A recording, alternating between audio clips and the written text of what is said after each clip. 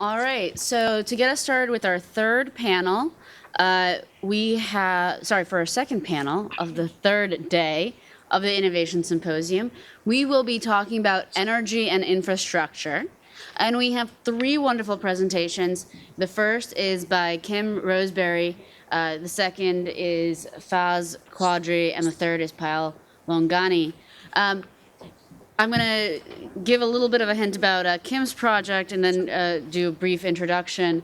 The project that Kim will be talking about has only been become available to the public today.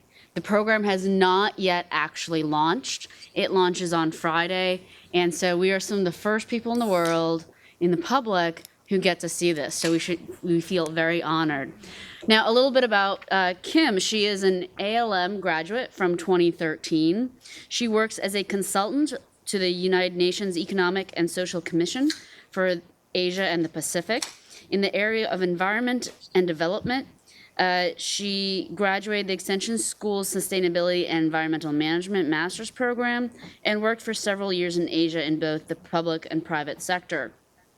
Her current efforts at the UN Economic and Social Commission for Asia and the Pacific are focused on energy knowledge management and information dissemination that supports informed decision-making by countries of the Asia-Pacific region. She is coming to us from Bangkok, Thailand.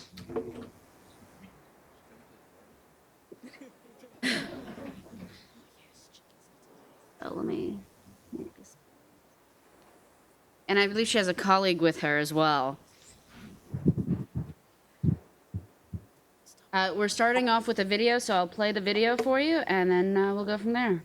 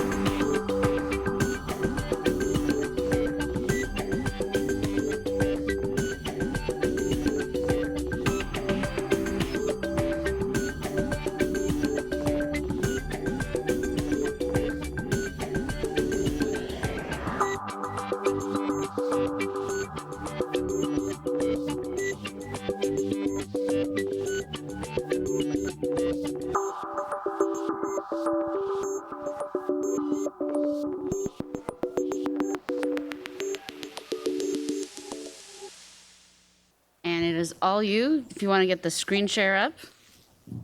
Sure thing. Can you see me at this point? Yes. Hi, everyone.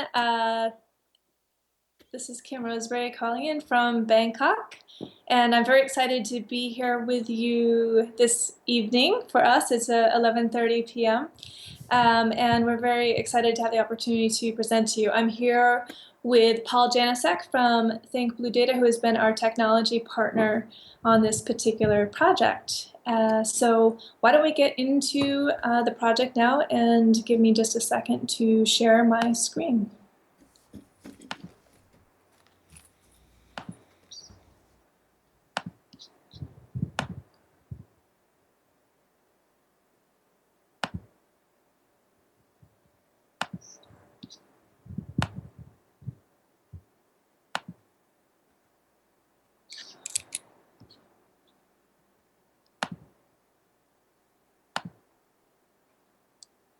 Okay. First of all, I need to start with just a quick disclaimer that for this presentation, I am speaking in my personal capacity and do not represent the United Nations for this presentation. Now that that's over, we can move on to the more interesting topic of interactive and visual energy data and policy for improved decision making. So the concept for this project actually began back at Harvard. As part of my capstone project, I developed the concept for this platform and was able to then take it to the United Nations Economic and Social Commission for Asia and the Pacific. Some of you might wonder what SCAP is. The United Nations is a very complex system, but we are somewhere here. I'm here, as I mentioned, with Think Blue Data, who has helped take the idea and concept into something tangible that has just launched today, as was mentioned before. And it's been quite a process. We've been working together for over a year now, and it's finally come to life, and it's been an exciting day for us. First, I'd like to just take a quick moment to talk about Asia and the Pacific. It comprises 60% of the world's population, and 47% of global energy use is from Asia and the Pacific. Yet at the same time, there are 589 million people without access to electricity, and there are capitals in this region that don't even have 24-hour power supply. As you probably have heard, emissions are growing, and this region is responsible for 53% of global CO2 emissions.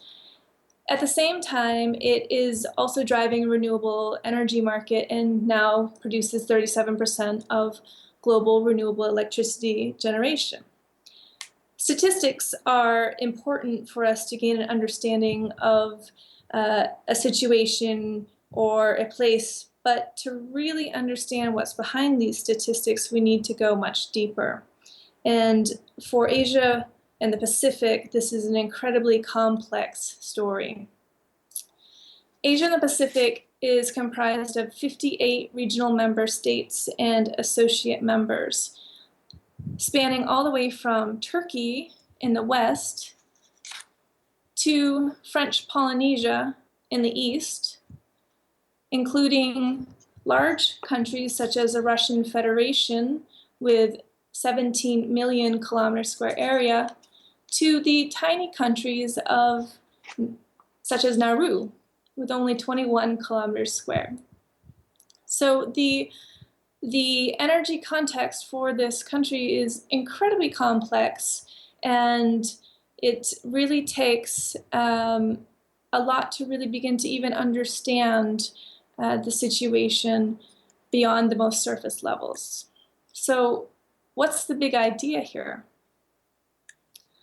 In 2013, the ministers of the Asian and Pacific countries came together under the first Asian Pacific Energy Forum. This is the ministers from the countries coming together, and they established a vision for Asia and the Pacific. And this vision was based on sustainable energy, energy security, equity, diversification, and access, and also increasing the share of cleaner energies. But then the question remains, how do you move from a declaration and a plan to this vision that's realized? So within the plan of action that the members of the member states of Asia and Pacific identified was that they needed to improve the availability and reliability of data and policy information. And based on that, information is the foundation for decision making. And unfortunately, the reality is that information is very hard to access in many cases. Therefore, this Asia Pacific Energy Portal concept was born.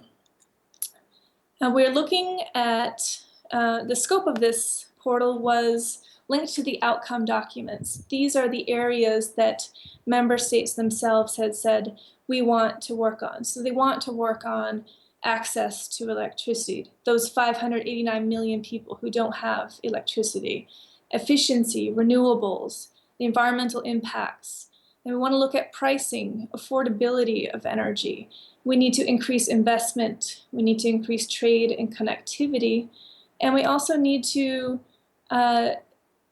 look at technology and dissemination of technology in order to realize that vision that's been presented to the member states. So the objectives behind the portal are to support data and policy tracking, research and analysis, but also to support the informed decision making. So with more information that's more accessible and more understandable, the objective is to enable policymakers to make better decisions in their own countries that were going to contribute to that broader regional vision. And we are looking at developing information networks through national focal points. And then we're curating data and policy information from a number of sources, and then designing an interface for broad user group appeal. Essentially what we're trying to create is a one-stop shop for data and policy information for all of our member states across the region. So interactive data is what in policy is one of our major objectives. And so we're using data and visualizing it in various chart types. And we're also making it an intuitive interface where you can add and subtract geographies, you can adjust time frames, you can select new chart types and change indicators. The idea is that it should be self-explanatory and then very easy to move through data quickly. So in this case, we're moving from Asia Pacific to the sub-regional level to a focused view of sub-region down to country level. And it's also designed to be in-depth. So we can look at a number of indicators across various countries, and we can also look at policies across all our countries, across different indicators, and be able to drill down deeper. In this case, we're looking at a policy map, and then we're looking at a preview on the right-hand side of that policy and opening it up into full text policies. We also are enabling our users to freely search policies. This is the first time that such a platform has become available where it's flexible and user-friendly data visualization. It's the only one out there for energy data. It's the only open energy policy database that provides a full text access. And we are combining both energy statistics and policy in one interface. Why this matters is better decision making. Member states can find policies from throughout the region, and there is a better ability to really assess the progress against what that development vision is. And then we're looking at how do we create the links between policy and data? What are the correlations now between the lagging indicators of data and the leading indicators of policy? And then where are the areas that we can improve policy to strengthen our development progress? And we're also pushing for open data and looking to increase data reliability and gaps. Now, in the future, we're looking at multiple data streams and then also research and infrastructure mapping to further increase the knowledge base that goes back to the idea that we can better understand the energy context within which the people of Asia Pacific exist and how countries can improve the energy situation through cooperation and through their own national policymaking. So this is our website, asiapacificenergy.org, and I invite you to send an email to me at any point if you have questions on this. And thank you. I'd like to apologize to Paul because I didn't give him some space there, but please, we can open it up for questions and answers. Is that correct? Yes, so the first question is coming from Maggie. Thank you for this presentation and good luck on your project. It's such a broad area, so many different countries, so many languages. What is the source of your data? It's a good question. So we are drawing from a number of different sources for energy data. We are primarily relying on the International Energy Agency to supply the data related to energy supply and demand, but we're also looking at expanding into with other data providers. Comparability, as you mentioned, is really key, and so IEA does offer the comparable data. However, our Pacific Islands, for instance, are not well represented in our data, and this is one of those data gaps that we hope to address in the coming years. All right, next question is from Michael. Is your idea meant to be not for profit, or is it meant to provide some sort of subscription service to governments, policymakers, and possibly the private sector in the future? The objective here is open access, and we do not plan to require subscriptions. So the idea is to source as much open data as possible and then work with partners such as IEA, which does require subscriptions to their data. So work with them to enable better access to data, and also looking at diversifying with other institutions who do offer different data perspectives. For instance, IRENA offers a lot of renewable energy data, so we are looking to partner with them. But no, it's not for profit, not for subscription. The idea is to make this open. All right, any other questions? Maggie, another one. On a practical matter, how do you think this will help the people in Asian, in these countries?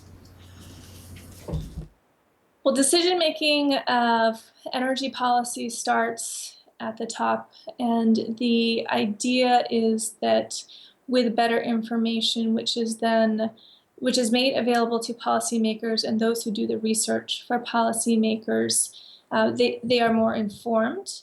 And then through different processes at SCAP, actually this energy portal is only one component of a larger mechanism that includes analysis, reporting, and dialogues. So when we can pick out interesting trends or real gaps that need to be addressed by looking at policy and looking at data, then we can bring those issues into a forum, into a dialogue where policymakers are involved in that conversation about how do we address this issue through better policy. And so the people at the individual level, these are issues often of access. We can bring those types of issues to policymakers. All right, any other questions? Well, thank you so much, Kim. It was a pleasure to have you. And we'll talk to you some more later. Thank you. Thanks. Have a great day. Thank you.